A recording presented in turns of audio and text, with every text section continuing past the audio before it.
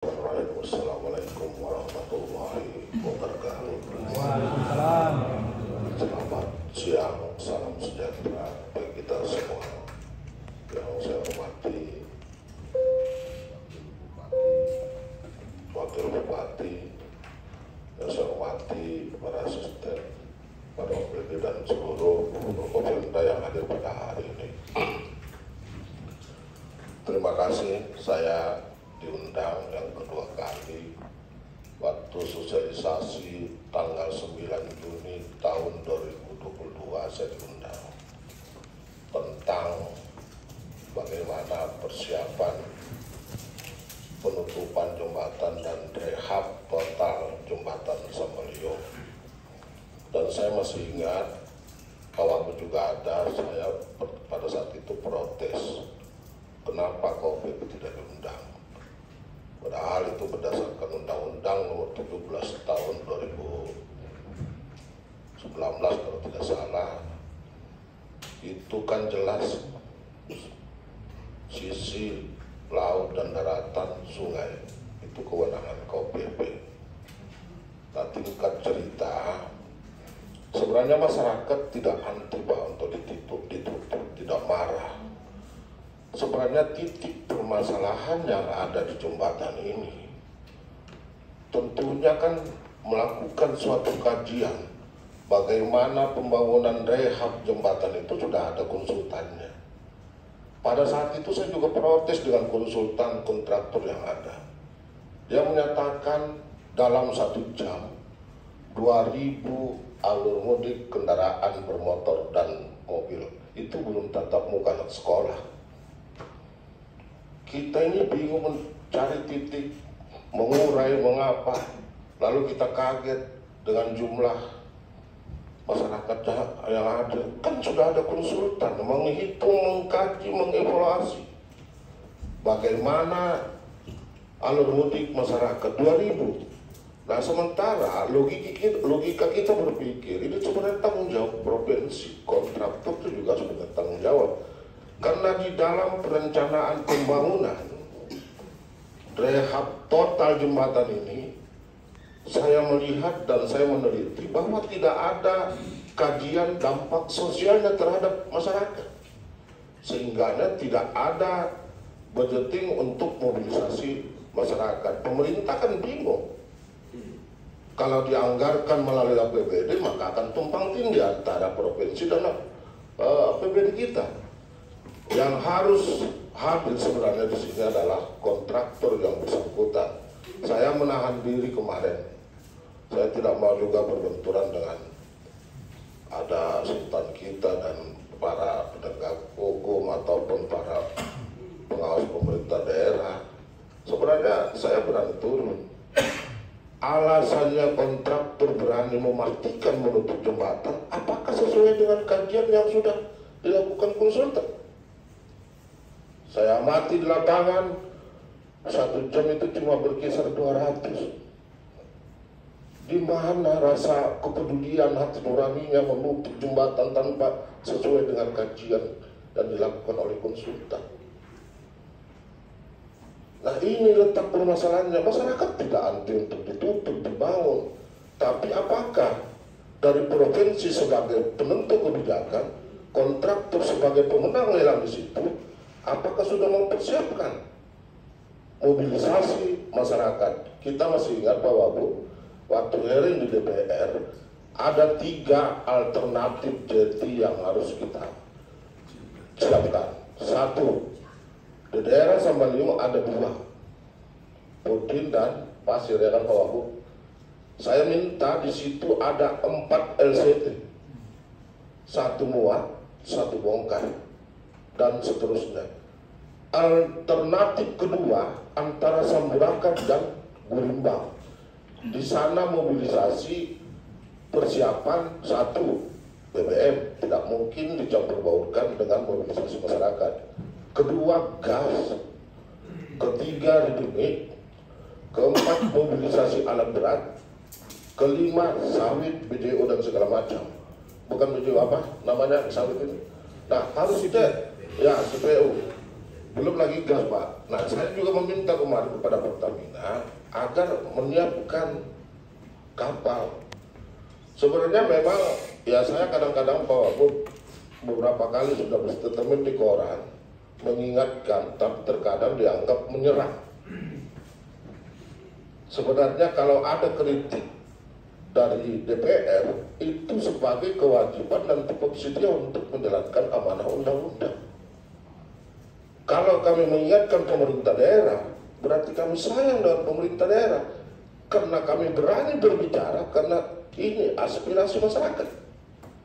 Saya tidak kaget Pak, kemarin begitu masyarakat bertumpuk, itu sudah saya bicarakan sudah 4-5 bulan yang lalu. Kita ini heran, saat ini sudah tanggal 4, hampir satu tahun persis dari sosialisasi yang dilakukan pada saat itu, kita seakan-akan baru kaget. Kemana saja ini pemerintah daerah? 1 tahun lebih kok baru kita ada action seperti ini. Saya tidak menyalahkan pemerintah daerah, tapi jangan juga nanti di lapangan kita ini berdebat dan berdebat. Nah yang kedua, kemarin saya sudah bilang, apakah pemerintah sudah bersurat ke Dirjen Ubla? Karena Undang-Undang nomor 17 itu jelas. Lalu yang permasalahannya, kenapa saya ingatkan itu Pak? Jika ada emergensi atau tidak ada surat rekomendasi atau referensi dari Dirjen Ubla, penanggung jawabnya KPP loh Pak. Bisa dipidanakan kalau ada emergensi Pak. Tujuannya apa? Kalau ada surat dari Dirjen Ubla itu, maka ada namanya pengecualian. Bisa dipakai DT itu selama dalam pembangunan rehab jembatan total di rehab. Selama itu, setelah itu tidak akan bisa digunakan. Permasalahannya sekarang, kalau masyarakat menuntut, jika terjadi ada yang tenggelam, ada yang terjepit, ada yang meninggal, kemana masyarakat? Kita tidak anti ditutup. Saya sudah bilang dengan masyarakat waktu reses dan apa. Ini kesiapan kita, betul ini kebijakan pemerintah provinsi. Tapi yang punya hak untuk memperjuangkan masyarakatnya adalah pemerintah daerah. Itu permasalahannya. Jadi kita bingung sekarang kalau contoh kalau kita berbicara Holin, saya demo masyarakat Suaren kemarin itu gara-gara melintas saja di Jalan Holin PT Brokul yang ada di Suaren. Saya turun Pak dan saya larang. Dan alhamdulillah tidak ada safety-nya sudah, alur jika menyeberang ada security di situ ada 2, akhirnya bisa selamat. Nah maka memang Brokul Pak Wagub tidak mungkin bisa memberikan jalan terhadap jalan Holin tersebut. Saya ini Pak Wagub berbicara baik data, baik aturan, baik perasaan, dan baik peninjauan di lapangan. Jadi kemarin Pak saya dari kaget kalau jumlah masyarakat begitu. Kenapa? Buka tutup ini tidak ada kejelasan. Bayangkan tanggal saat dari tahun yang lalu sampai tahun ini. Kemarin mau ditutup tanggal 1, ada berita akan ditunda tanggal 15. Tiba-tiba ditutup tanggal itu. Mana ada masyarakat siap Pak? Tidak mungkin. Ini saya terima kasih lah dengan Pak Wagub pada hari ini sudah melakukan rapat Forkopimda seperti ini. Kita ini kan saling mengingatkan. Kalau kemaslahatan orang banyak, kenapa kita takut dalam berjuang? Sambaliung, Gurimbang di situ ada Pama, di Suaran itu ada Buma. Kenapa tidak minta bantuan langsung dari perusahaan? Minta di situ. Jika perlu kita bergabung yang datang ke perusahaan-perusahaan ini untuk menyelamatkan masyarakat. Jangan ada ketakutan. Karena kalau menggunakan APBD juga, saya mengerti bahwa tentunya ada proses dan mekanisme yang harus kita lalui. Tidak mungkin APBD itu bisa diwajibkan dalam penanggulangan anggaran provinsi, akan tumpang tindih. Ini bahaya. Tapi ini peduli pihak ketiga tentang bagaimana membuat masyarakat aman, nyaman dalam mobilisasi ini. Ya saya minta Pak yang terakhir begini.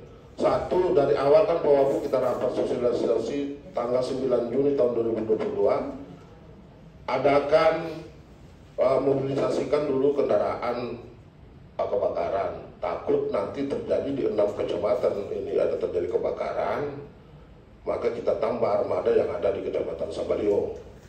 Itu satu.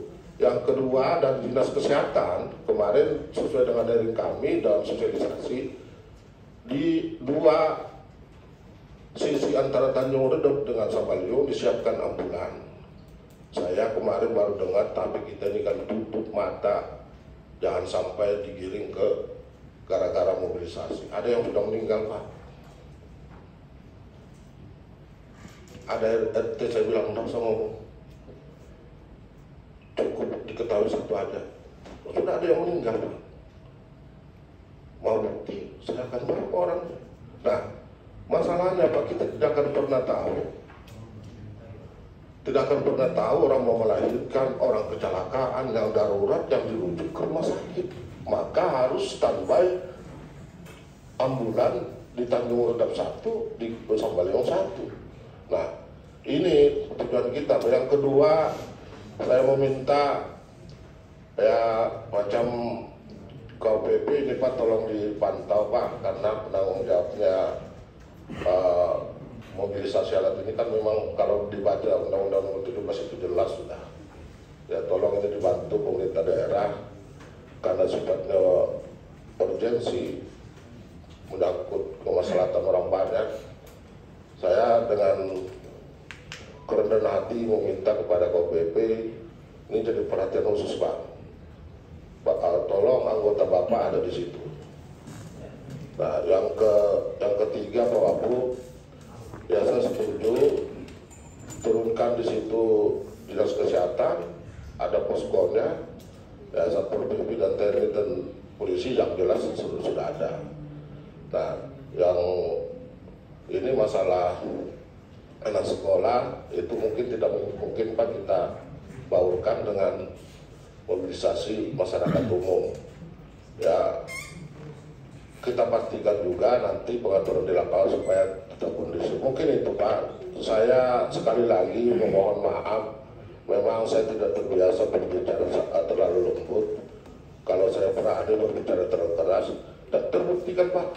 Saya sudah 3 kali mengingatkan bahwa tolong ini dikaji, dievaluasi, disiapkan Bu, dalam penutupan jembatan ini. 3 kali. Saya tidak pernah diundang rapat. Mohon saja. Jadi ini mohon Pak Abu, saya terima kasih sudah diundang pada hari ini. Ini sebenarnya kewajiban kita semua saling bantu-bantu, baik itu masyarakat, pihak ketiga, pemerintah, dan seluruh stakeholder yang ada. Kita sama-sama menyelamatkan masyarakat karena ini 4 bulan Pak. Kalau kita berbicara ekonomi mana yang mau naik? Di mana masyarakat mencari nafkah? Peternakan Pak, pakannya,